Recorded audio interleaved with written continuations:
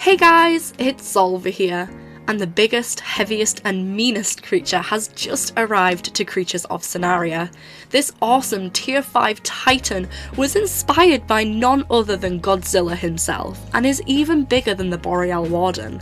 His name is Korathos, and in this guide I will tell you everything you need to know about this creature.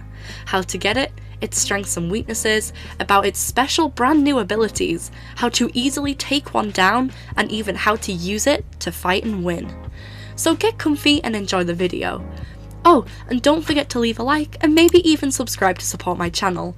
It means a lot. So without any further ado, let's get started. The Korathos is part of a unique gacha called the Monster Explorer Gacha. The Monster Explorer Gacha can only be unlocked by finding a Monster Explorer Gacha token, which looks like this. This token will only spawn randomly somewhere on the map during the famine and drought conditions, which means it is unfortunately pretty rare to obtain. However, should you get lucky and find one, a roll in the gacha will cost only 600 mushrooms. Repeat the process of finding tokens and rolling in the gacha until you obtain this tier 5 overlord. To speed up the process, when you notice the top right corner below the map saying famine or drought, I do recommend playing as a fast flying creature to speed up the process. Finru, Pero, Bizu or any other high stamina fast flying creature will work a charm. If this is too much effort for you, which I completely understand, you can always trade in the trade realm for a species, or you can buy a stored version for 2,625 shooms. So, is it worth going through all that effort to get one? In short, yes. It is the first creature to have all three types of attack, being breath, bite and tail whip. It is the biggest and heaviest creature in the game so far. It has an impressive damage of 555, and even has a unique new breath called Miasma Breath, which both inflicts damage to your target, drains their stamina, whilst also healing you at the same time. This breath lasts for 10 seconds before fully depleting, and has a 25% chance of dealing critical damage. This creature also inflicts 1.5 toxin with every bite, has 20% bleed defense, and has a special ability called Life Leech, which restores 35% of the damage you inflict as health. However, Leech does only last for 10 seconds. If all of that isn't enough, it also has night vision and 9,500 health. When compared to the Ken, which only has 6,000, you realise that that is quite a lot. With all of those insane statistics and abilities, it is no surprise that this creature is a game changer. But there are some major flaws that balance the efficiency of this creature that you definitely need to know about. Firstly, it is very slow, insufferably slow. The Korathos is such a huge and heavy creature, it is like watching paint dry trying to get from point A to point B. The turn circle for this creature is also poor, which makes it vulnerable to fast hits and flying creatures. It also has a very strange hitbox.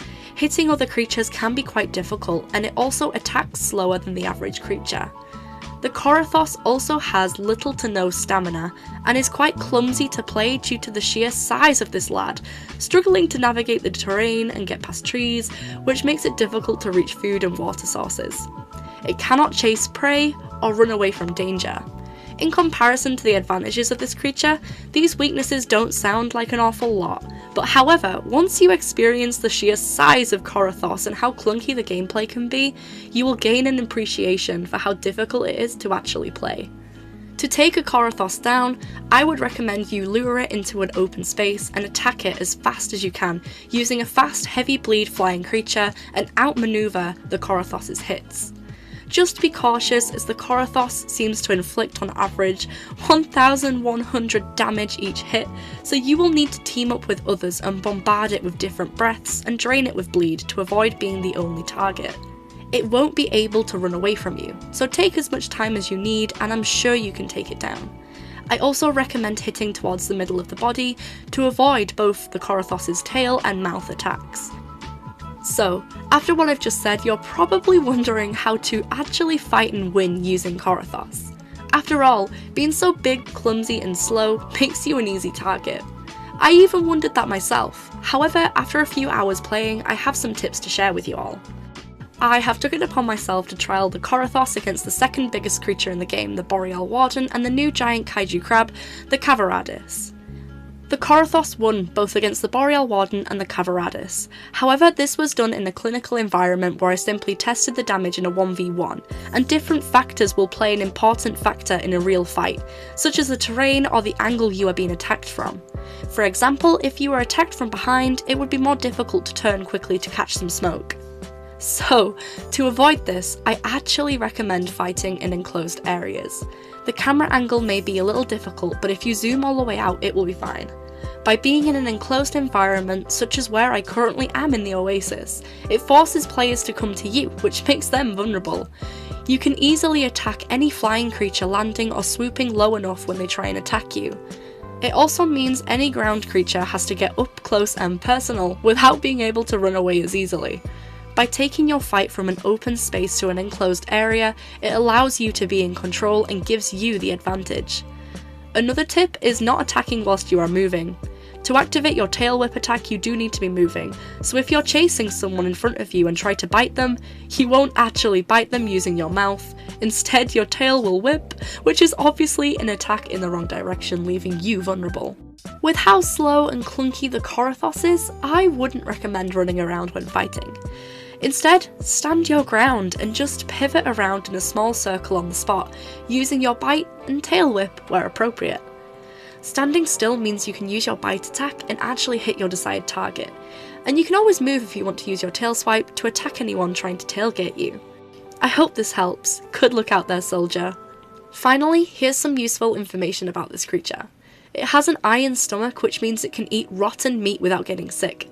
It's also canonically a ruthless hunter of the night that utilises dark coloration to remain undetected, which is really cool and also pretty menacing considering the size. Anyways, I want to hear your thoughts. What do you think of the Korathos? Please leave a comment down below. I love to hear what you all think, and I try my very best to interact with each comment, so please say hi. Also, apologies if I sound a little different. I'm currently sick, so I hope I don't sound too crunchy. If you've enjoyed this video and found it useful, please leave a like and don't forget to subscribe. Oh, and here are some videos I think you may enjoy if you've enjoyed this one. As always, thank you so much for watching. Until my next video, stay safe, but most importantly, stay funky.